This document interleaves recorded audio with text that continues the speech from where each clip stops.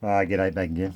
Yeah, I'm not going to say I'm doing a short video because it usually turns out 10 minutes plus, but I'll try to be as brief as I can whilst trying to explain what I'm doing.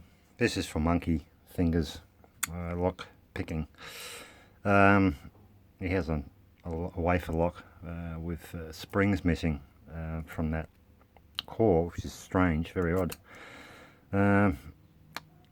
I'm pretty confident there's supposed to be springs in there, but I don't know. I've never seen an American application like that. Maybe they're meant to be just free-floating wafers, I don't know.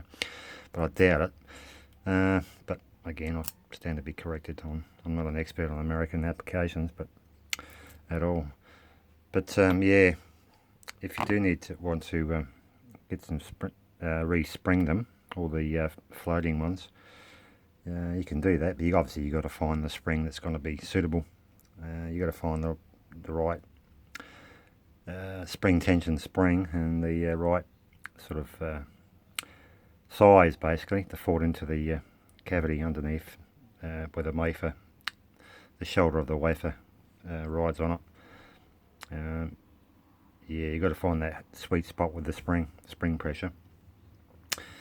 You don't want to put too heavy a spring in there. That could affect the overall insertion of the key. You don't want to put too heavy a spring in there where your key, you got to bloody, really force the key in there. That's not designed to be designed to beat up that. They should be nice, smooth insertion and extraction. But anyway, there's a few examples there. This one's from an old Woodco wafer, double-sided. It should be 10 in there, I think. I do. 2, 4, yeah, 10. These are doubled up in each chamber. So you got one. Where's my pointy tool? Yeah. You got one there running down in that direction. That's the shoulder. Underneath there is a spring, and that's the first one. If you turn it over, your second wafer is there with the shoulder and spring, and you keep on going. So number 3. Gee, my eyesight's bloody terrible. Sorry. Yeah, number 3, 4, 5. And 6, and carry on to number 10. But this is a wafer, Woodco, double-sided 10 wafer. Yeah, these are, I don't even waste my time rekeying these. They're just a pain in the ass to get out, basically. These have captive wafers. What I mean by that, once they've clicked in there, they don't drop out, They're not a floating wafer, they're a captive wafer. The reason being, there's a little, I'll take one out. Yeah, like I said, I don't, in general rule of thumb, I won't touch these. These are just a throwaway cylinder. Yeah, you need to find something with probably a rubber mat's not probably the ideal thing, but yeah, find something with a cavity where you can rest it over it. Get a, this is not the ideal tool either, but you want a really fine, flat, small screwdriver. And to get the wafer out, you don't push on that side, obviously, because you'll just break the wafer. You've got to push on the arse end of it. So we'll go with this one. Hope you can see that.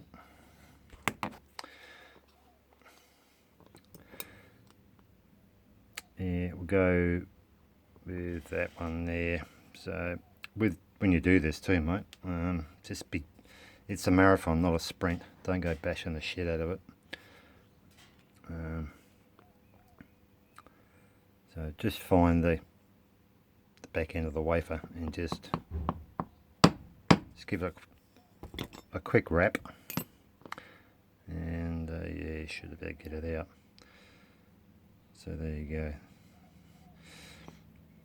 Okay, and what keeps this captive is that little, on the wafer, there's a little pronounced edge, if you will.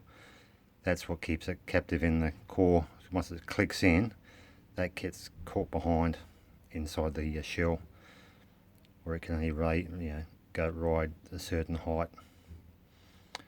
So yeah, that's it. And the spring,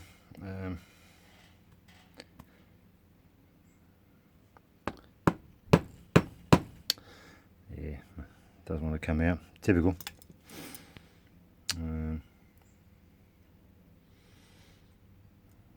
Anyway, yeah.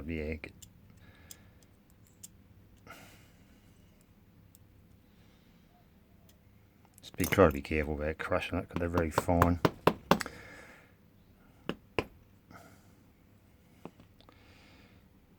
It's the spring. Yeah, like I said, every spring's sort of different depending on what application it goes into.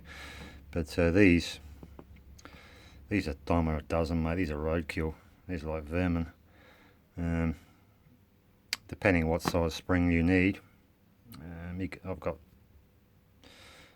I can send us, half a dozen of these, mate. You can gut them and just get the springs out, just to salvage the springs, if they're suitable for the core you've got. But yeah, when you've done what you have to do, just put the spring back in the hole.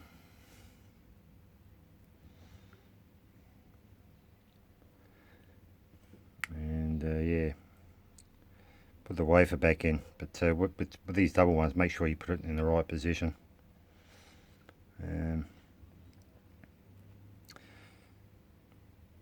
Once you've sort of got it in there, it won't go down easily because that little leg on the side of the wafer.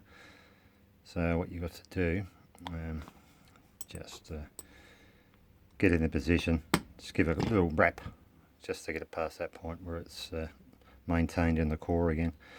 But yeah, that's all we'd go. So depending on, again, what you could do with your core to measure or get a rough idea what the dimensions are for the spring.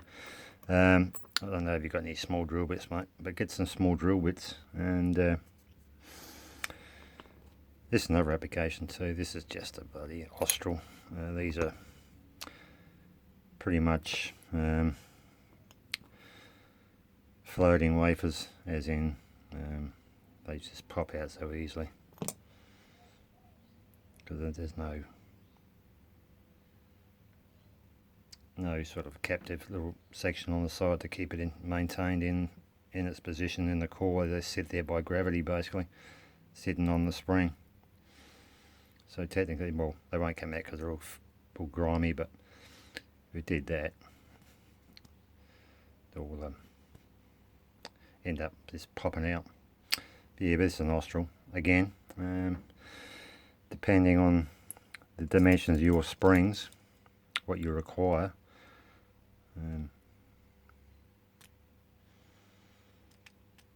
I can send you a few of these, mate, if you want. Let's see, wafer.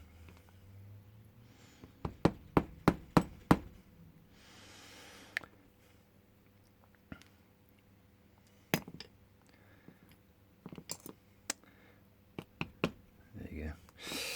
That's not the greatest spring, but anyway, you get the idea. Yeah, if that's suitable for yours, I can send you half a dozen of these, mate, to just salvage from the Austral. This LNF. This is actually Master Key. It's on the 60,000 series. It's always Master Key by the little extra little cutout on the left hand side there for the master profile. But yeah, that's about it, mate.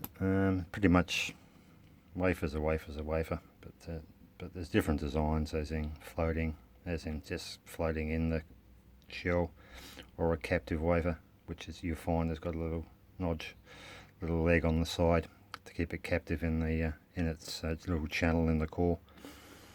But yeah, what your problem is, or you need springs and getting them out. So Just be careful basically. Just use a flathead screwdriver, a small one, and over something with a cavity, because obviously if you just rest that on the bench, what's going to happen when you push that, that's obviously going to hit the bench, and all you're going to end up doing is just destroying the core and the wafer. So make sure there's a cavity underneath so it can drop through, and make sure you come from the side. You don't touch that spring side with the shoulder. You want to take it from the bottom end and just get it straight as you can, and give it a light wrap. Don't go bashing the shit out of it, mate, otherwise you'll bloody absolutely destroy the cavity and the core. Once you get it out, just a matter of checking the dimensions of the hole for your spring. Once you can clarify that, or maybe a small drill bit, find the drill bit that actually fits down there, smoothly, and whatever that is, let me know. If it's a 1mm or shit, I can't imagine it being more or less than 1mm, but yeah, let me know the dimensions and I can send you some springs, mate, because there's plenty of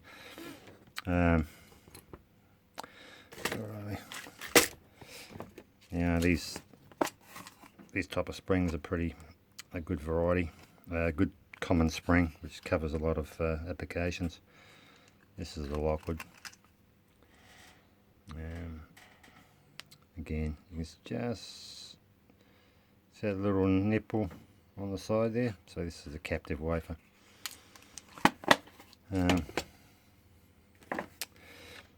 This is what happens when you drop the bloody thing and lose everything on the floor. That was all colour coordinated, by the way, at one stage.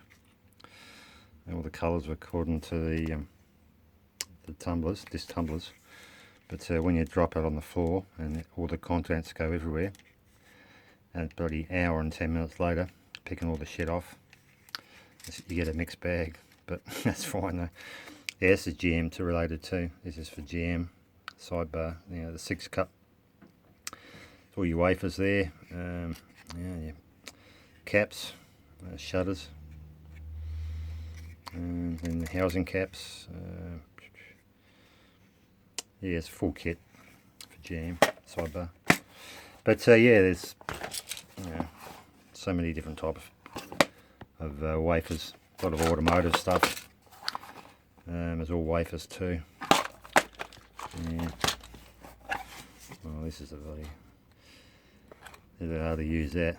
That's off the EA and EB. That piece of the old Falcon piece of shit. Oh, horrible they were. EA. Oh, they were terrible. They were the Ford's disaster, I think. It's a Mazda.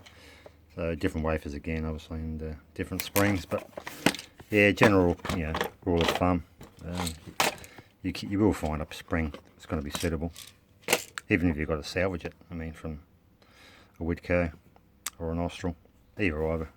As long as you know the dimensions of the hole, what drill bit goes in there, and go from there. But anyway, it's getting so much for a short video. Anyway, that'll do. Yeah, hope it actually helps you out, mate. Anyway, but there's always something there that's going to work to sort that lock out. Anyway, till next time. Oh yeah, if you do put springs there, that might change the make it a little bit not so easy to get in. I mean, you'll get in pretty easy. Wafer locks are not hard, but with those loose floating pins, they don't need nothing. It'll just fall into place without under spring pressure. But anyway, until next time, take care. I'm out of here. Goodbye.